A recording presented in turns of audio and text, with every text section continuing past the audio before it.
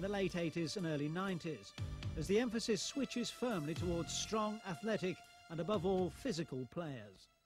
Photographs of Jones and Newcastle United's emerging superstar Paul Gascoigne provided graphic evidence of Vinnie's intimidating style, illustrating that there are more ways than one of coming to grips with talented opponents. I think seeing in non-league and that you could definitely get away with it, but now you know all of a sudden you're in the limelight, and I think that incident was where we had a free kick on our halfway line and he was just marking me tight and there was just a little bit of bantering going on between us.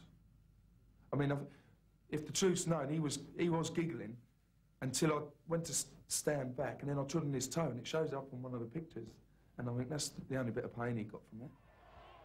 But Vinnie Jones's career has been littered with moments of madness that have launched his name into the newspaper headlines with great regularity.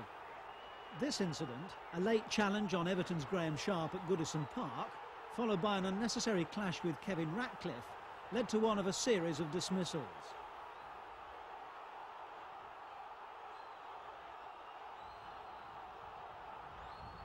Ratcliffe's reaction to a slight brush of foreheads may be equally reprehensible, but this kind of unsavoury incident, particularly during his early league career, led to Jones becoming an anti-hero on the field, the undisputed leader of Wimbledon's crazy gang.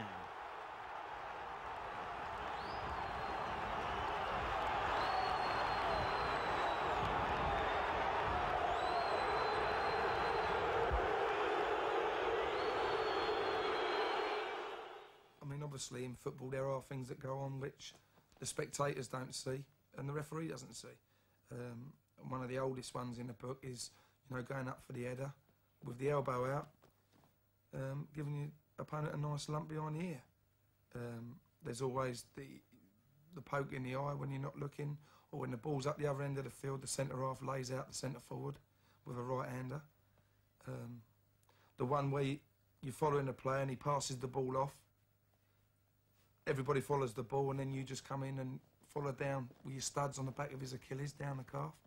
It's always a nice one. And, you know, these sort of things do happen, and it's no good saying they don't. But it's not something that is seen unless you're a little bit cute. There's always the one where you put your opponent down, tackle him very hard, and you go to lift him up and you put your hands under his armpits and pull his hairs and he's screaming blue murder, and you're just saying to the referee, well, I'm only helping him. Or there's the Gazza one, when they get a bit close to you, you just grab them by the testicles and say, well, can you speak in a bit lower pitch of tone, please? But obviously there are loads of things that go on. You know, the oldest one in the book is waiting for a corner and sort of treading on everyone's toes on a freezing January day. Yes, charming. He clearly belongs to the Academy of Intimidation, our Vinnie, and the Plough Lane Crazy Gang confounded pundits for years with their ability to cause upsets wherever they went, turning over the biggest clubs in the land with no respect for surroundings or reputations. And through it all, their style of football remained thoroughly unloved, although widely imitated as the instant route to success. And at the centre of it all, Vinnie Jones, who arrived from non-league Wealdstone. Eventually, the Dons prepared for their most unlikely triumph of all. A mere 11 seasons after reaching the Football League from the Southern League, Wimbledon were at Wembley. Vinnie Jones in direct confrontation with another tough nut, Steve McMahon. And the result, an FA Cup win against the most successful team of the modern era.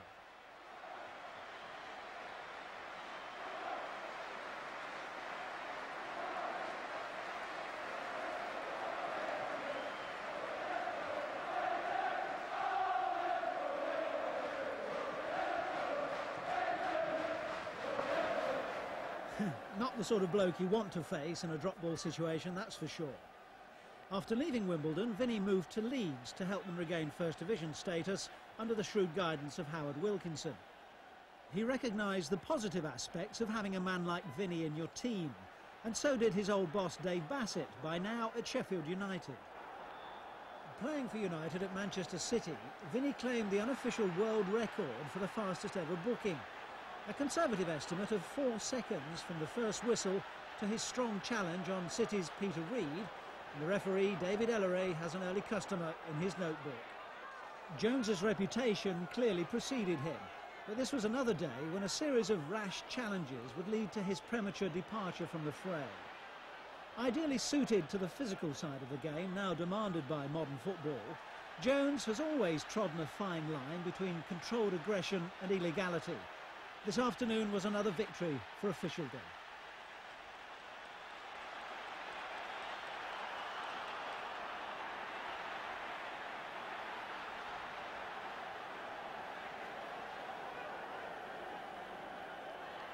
In April 1991, as the Gunners chased their second championship in 3 years, Arsenal's Anders Limpar was another to feel the full force of Vinnie Jones' commitment to the game.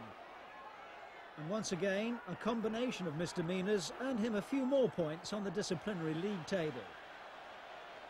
The second challenge was more vigorous than malicious, perhaps.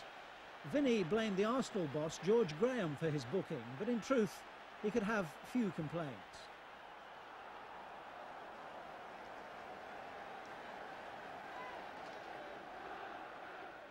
The next stop in Jones's career, Stamford Bridge, a move from Sheffield United to Chelsea to join up with some of the old Crazy Gang members. And still the Jones enthusiasm teetered on the tightrope of transgression. West Ham's goalkeeper Ludek Miklosko experienced what Jones calls a bit of clump. The pace and passion of the game today dictates that vigorous challenges happen all too often. This time, Crystal Palace's Marco Gabbiadini on the receiving end. And it's no good claiming you came out with the ball, Vinny. Just look at the same challenge from the alternative angle and you'll see what a two-footed tackle it was. And that's not on. Jones's brief stay at Stamford Bridge produced just 5 goals, but one of them will perhaps give the lie to the suggestion that his game is only about hustling and intimidation. A fine strike which helped produce a memorable 2-1 win at Anfield in February 1992. Nevertheless, Vinnie Jones owes the longevity of his career at top level to the emphasis placed on physical prowess rather than the cultured style of his play. A tough character who always attracts attention, and as his career turns full circle back to the bosom of his first league club, Winbledon, one suspects that his greatest triumph will always be that fairy tale day at Wembley in May 1988. Another day the Crazy Gang took on the Kop and won.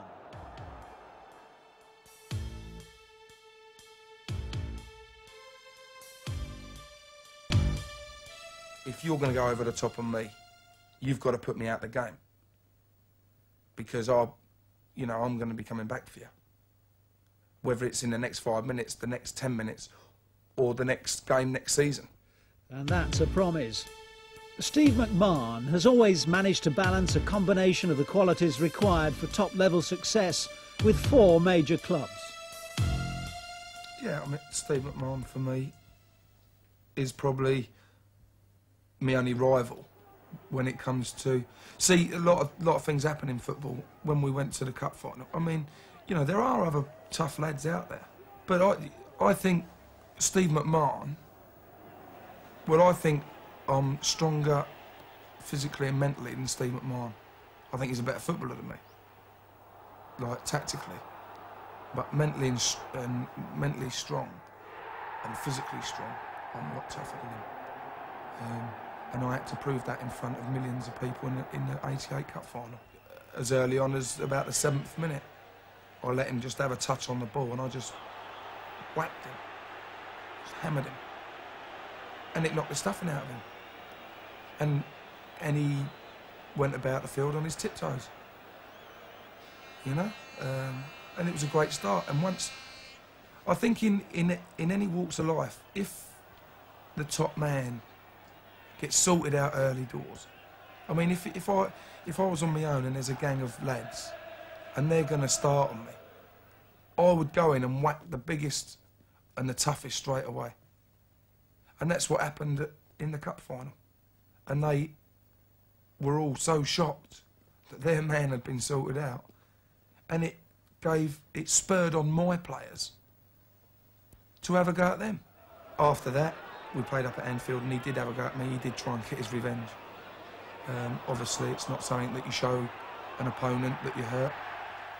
You know, 8 stitches in my leg, just below my knee. You know, that's something that he's got to live with in my book.